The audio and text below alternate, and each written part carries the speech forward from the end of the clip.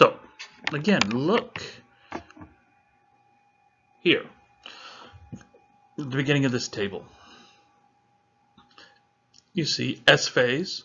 They skipped G2 of interphase. So just by showing S phase, you know sister chromatids are being made. In mitosis, where the sister chromatids are going to be split, here we're going to see in meiosis 1, right off the bat, you're going to have the homologous pairs separated. Now, they skipped over G2 phase, which is fine, cell being a cell, enter into meiosis 1. Notice prophase, prometa, meta, and telo. The same thing we were talking about in mitosis, same words, and you're going to notice some of the same stuff. Prophase, nuclear envelope disappears, spindle forms, blah, blah, blah. But we end up here with something new. Because we have this tetrad being formed, you get this thing referred to as chiasmata. Think back to chapter 10, we were talking about chromosome structure here.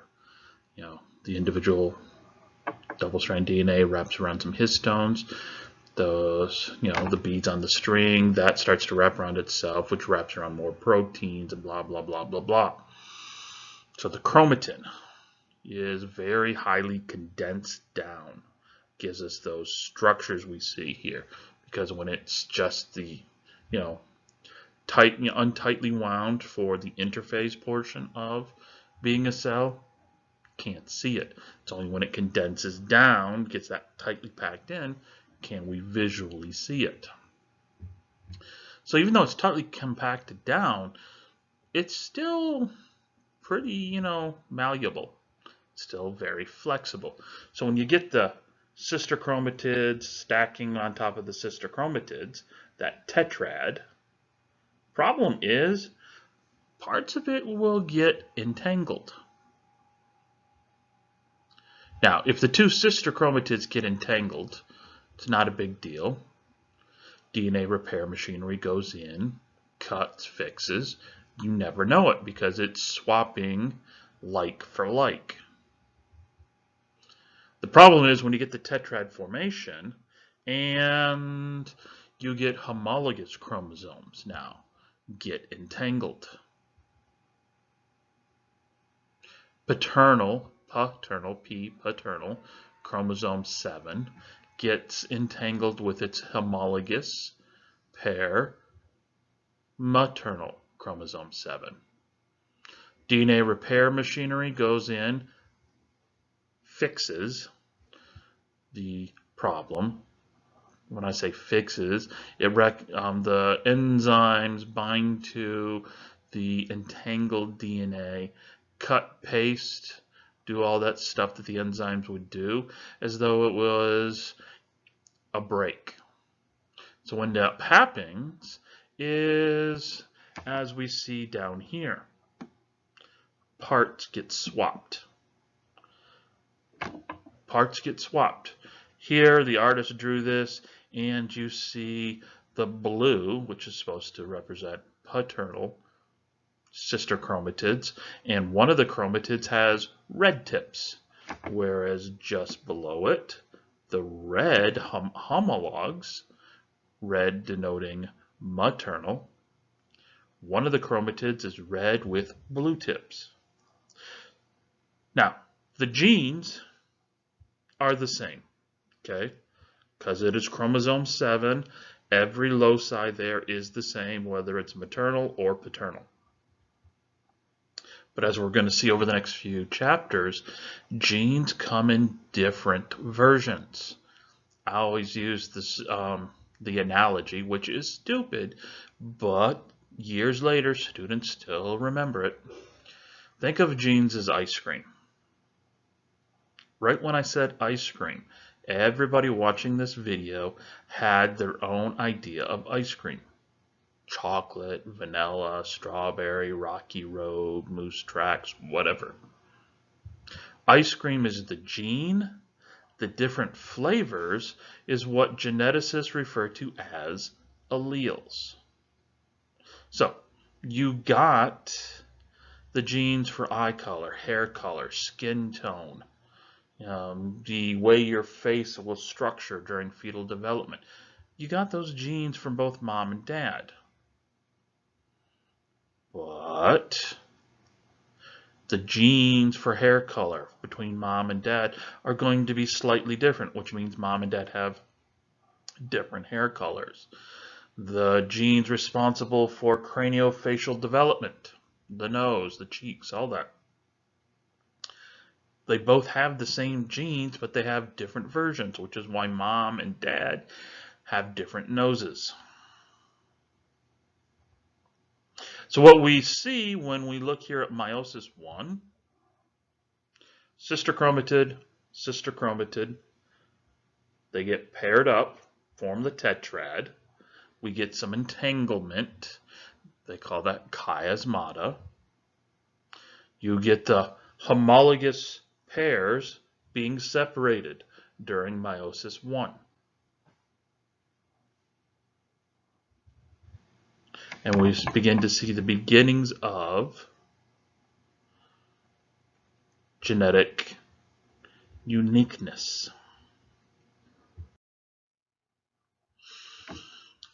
So let's talk a little bit more about this, just to reiterate. Meiosis 1, gonna see right before it, you're gonna see the normal interphase. G1, S, G2, S phase, you're gonna get the sister chromatid formation. All of it looks exactly like what we talked about with chapter 10 and mitosis. Again, sister chromatids are going to be attached by a kinetochore. Okay, the kinetochore is going to attach them together, just like we talked about before.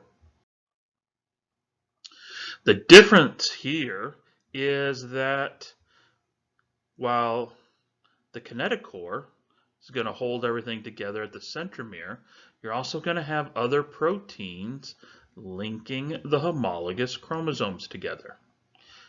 They refer to this as a synaptomeal complex. So this way, instead of lining up 2 by 2 like we saw in mitosis, they're lining up 4 by 4. So since we have 23 chromosomes, you're going to have 23 tetrads. Whereas with mitosis, you had 46 pairs lining up.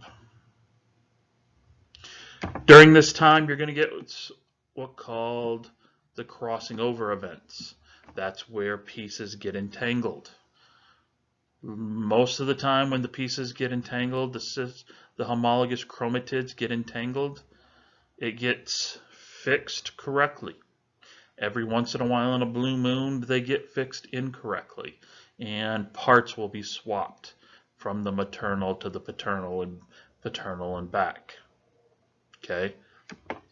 This crossing over, this entanglement, that is what's referred to as chiasmata. Okay?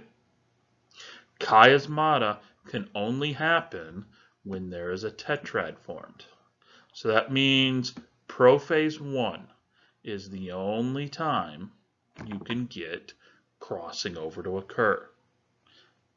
Okay, because remember, after this, after anaphase 1 in meiosis 1, all you have are the sister chromatids. And if they swap back and forth because of, entanglement, you'll never know it because they are genetically identical. Where there's an A on one, there's an A on the other. Where there's a G, there's a G. Where there's a C, there's a C, and so forth.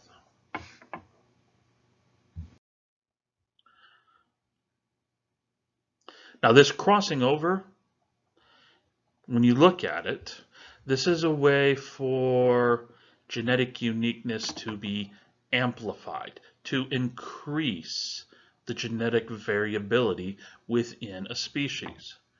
You look here. Blue paternal, red maternal. ABC. ABC. Same genes, but it's capital A, lowercase a.